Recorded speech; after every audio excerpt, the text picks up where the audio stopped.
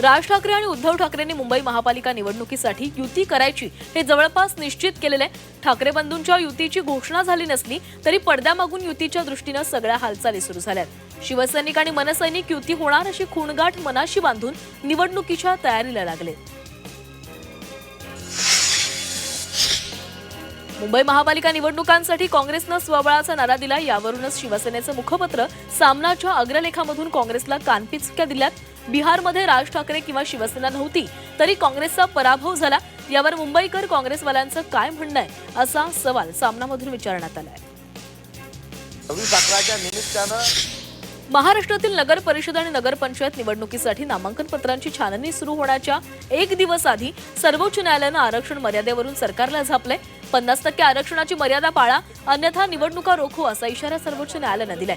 आरक्षणाची मर्यादा ओलांडली जात असल्यानं न्यायालयानं संताप व्यक्त केलाय। मिनी विधानसभा निवडणुकीची रणधुमाळी पाहायला मिळते। नगर परिषद आणि नगरपंचायतींसाठी दाखल झालेल्या उमेदवारी अर्जांची आजपासून छाननी सुरू झाली आहे। वैध उमेदवारांची यादी जाहीर होणार आहे तर 19 ते 21 नोव्हेंबर दरम्यान उमेदवारांना अर्ज माघारी घेता येणार आहे।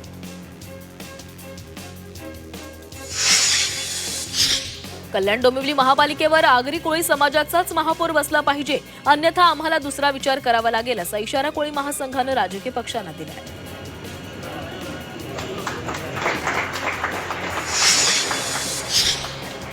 नगर परिषद नगरपंचायत निवडणुकीसाठीचा उमेदवारी अर्ज सादर करण्याची कालची शेवटची तारीख होती। त्यामुळे सर्व पक्षांनी नगरपालिकेमध्ये मोठी गर्दी केली होती। अशातच बीड नगरपालिकेबाहेर मोठा ड्रामा पाहायला मिळाला। राष्ट्रवादी आणि भाजप नेते एकाच वेळी नगरपालिकेच्या बाहेर पडल्यानं कार्यकर्त्यांनी जोरदार घोषणाबाजी केली। यवतमाळमध्ये सर्वच राजकीय पक्षांनी आप्तस्विकीयांना उमेदवारी दिल्याचं पाहायला मिळतंय। तसंच मंत्री अशोक उईके यांची मुलगी मंत्री इंद्रनील नाईक यांची पत्नी तसंच माजी मंत्री शिवाजीराव मोघे यांच्या सुनेला नगराध्यक्ष पदासाठी उमेदवारी देण्यात आली आहे। महाड नगरपालिका निवडणुकीमध्ये भाजपबरोबर युती केल्याचा फटका राष्ट्रवादी काँग्रेसला बसलाय। साहिनगर परिसरातील मुस्लिम नागरिकांनी शिवसेनेमध्ये प्रवेश केलाय। राष्ट्रवादीमध्ये सर्व धर्म समभाव राहिलेला नसल्याचं म्हणत त्यांनी पक्षप्रवेश केला।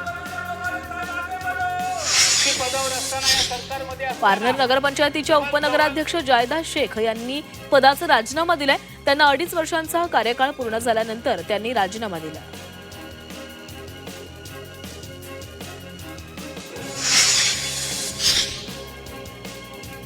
मुंबईतील नगरपालिका आणि नगरपंचायत निवडणुकांसाठी अर्ज दाखल करण्याच्या शेवटच्या दिवशी अनेक उमेदवारांनी शक्तीप्रदर्शन करत अर्ज दाखल केले। महामुंबईमध्ये 15 नगरपालिका आणि एका नगरपंचायतीतील 443 जागांसाठी 1962 अर्ज दाखल झालेत। महामुंबईमध्ये ठाणे, पालघर आणि रायगड जिल्ह्यांमध्ये नगरपालिका आणि नगरपंचायतीची रणधुमाळी सुरू आहे।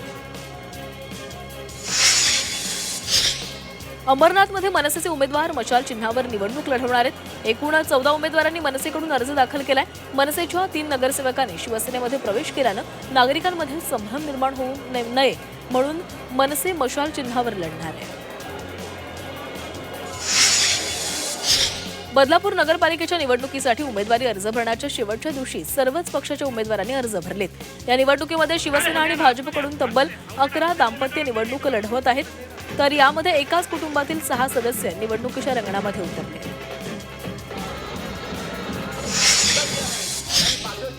पालघरमध्ये नगराध्यक्ष पदासाठी उत्तम घरत यांनी उमेदवारी दाखल केलेली आहे। आपण केलेल्या विकास कामांच्या जोरावर जनता आपल्याला पुन्हा संधी देईल असा विश्वास त्यांनी व्यक्त केला।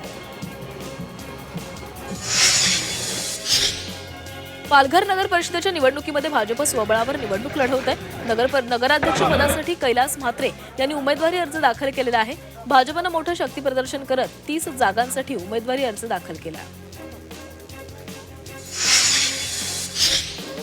पालघरमध्ये शिवसेना ठाकरे पक्षाकडून माजी नगराध्यक्ष उत्तम पिंपळे यांना पुन्हा संधी देण्यात आली आहे। त्यांनी नगराध्यक्ष पदासाठी उमेदवारी अर्ज दाखल केला।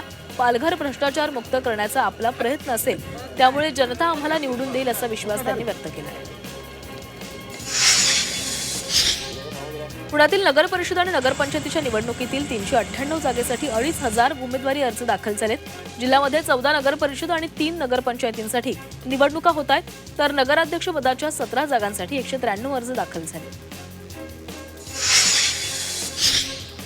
सोलापूर जिल्ह्यातील मोहोळ नगराध्यक्ष पदासाठी 168 उमेदवारी अर्ज दाखल केले गेले, ज्यामध्ये 18 महिलांचे उमेदवारी अर्ज आहेत. सर्वच पक्षांकडून निवडणुकीची जोरदार तयारी सुरू असल्याचं पाहायला मिळत आहे.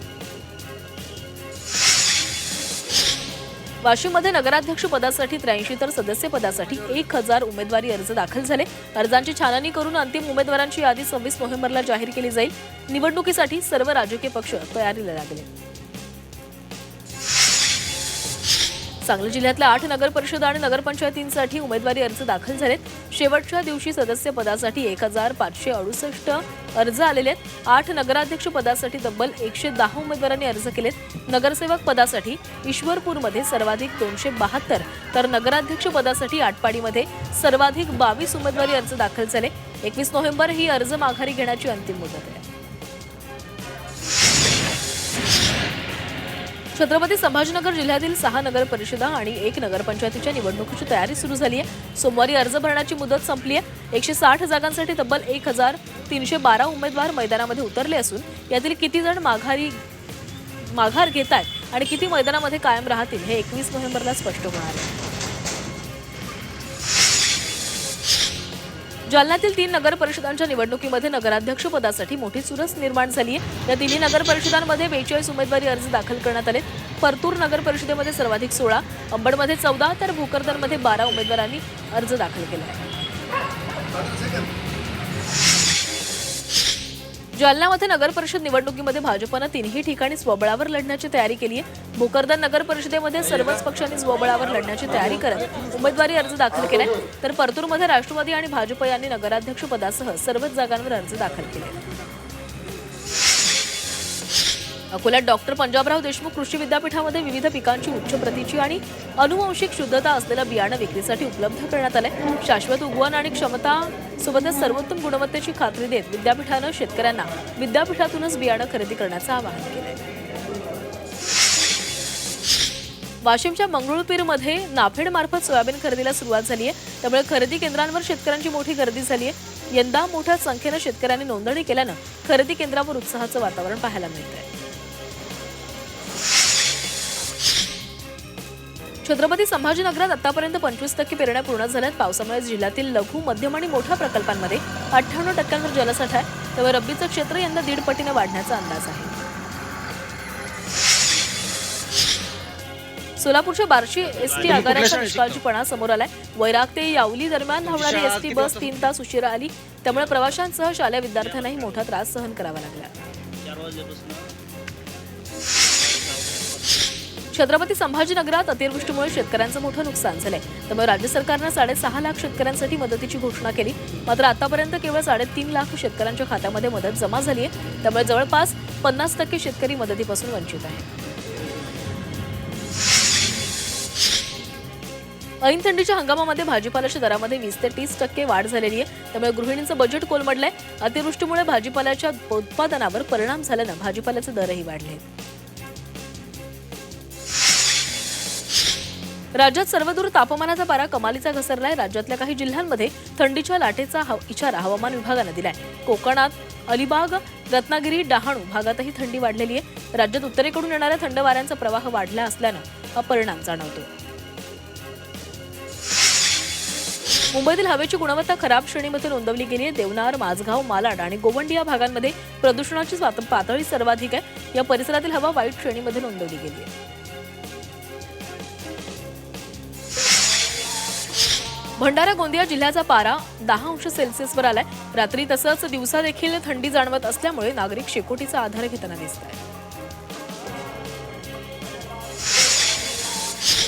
जळगाव जिल्ह्यामध्ये थंडीचा कडाका वाढलाय. गेल्या काही दिवसांपासून थंडी मोठ्या प्रमाणावर वाढायला सुरुवात झाली आहे. याचा फटका पशुधनाला बसतोय. दुभत्या जनावरांना थंडीचा त्रास होतोय. त्यामुळे त्यांच्या अंगावर गोंडपाट टाकून थंडीपासून त्यांचा बचाव केला जातोय. उत्तरेकडून थंड वारे वाहत असल्यामुळे थंडीचा कडाका वाढलाय. भंडारा गोंदिया जिल्ह्याचा पारा 10°C पोहोचलाय. एका आठवड्यातच पारा खाली आल्यानं थंडी वाढली आहे. रात्री तसंच दिवसा देखील थंडी जाणवत असल्यानं नागरिक शेकोटीचा आधार घेताना दिसत आहेत.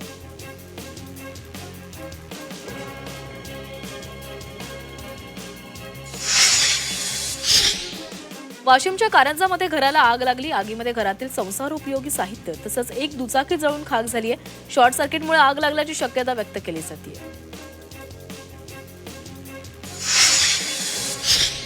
भिवंडीतील सोनाळेमधील आदिवासी बांधवांनी मोर्चा काढला. आदिवासी वस्त्यांच्या दयनीय अवस्थेबाबत ग्रामपंचायत प्रशासनाला निवेदन दिलं. तातडीनं मूलभूत सुविधा उपलब्ध करून देण्याची मागणी यावेळी करण्यात आली. अहिल्यानगरमध्ये डिजिटल डिटॉक्स इंडिया ही मोहीम राबवण्यात येणार आहे. जिल्हा परिषदेच्या सभागृहामध्ये या मोहिमेचा शुभारंभ झाला. मोबाईल वापराबद्दल विद्यार्थी आणि पालकांमध्ये जागरूकता निर्माण व्हावी यासाठी हा उपक्रम संबंध जिल्हाभर राबवला जाणार आहे. भारतीय नौदलाच्या ताफ्यामध्ये पहिले स्वदेशी पाणबुडीरोधक जहाज सामील होणार आहे. याची मारक क्षमता, गुप्तता आणि गतिशीलता यामुळे पाणबुड्यांच्या शोधासाठी किनाऱ्यावर गस्त घालण्यासाठी हे जहाज उपयुक्त असेल. दिल्लीतील स्फोटानंतर मुंबई पोलीस सतर्क झाले. तर मुंबईमध्ये बेवारस संशयास्पद वाहनांचा शोध घेतला जातोय. या मोहिमेमध्ये आतापर्यंत 350 वाहनं शोधण्यात आलेली आहेत. तर या वाहनांच्या मालकांपर्यंत पोहोचलं जात आहे. मात्र त्यांच्याकडून प्रतिसाद न मिळाल्यास वाहनाची विल्हेवाट लावली जाते. घाटकोपरमधील होर्डिंग दुर्घटना प्रकरणाची चौकशी सुरू आहे. होर्डिंगला परवानगी देताना गैरव्यवहार झाल्याचा आरोप असल्यानं पोलिसांनी यामधील भ्रष्ट कारभाराची चौकशी सुरू केली आहे.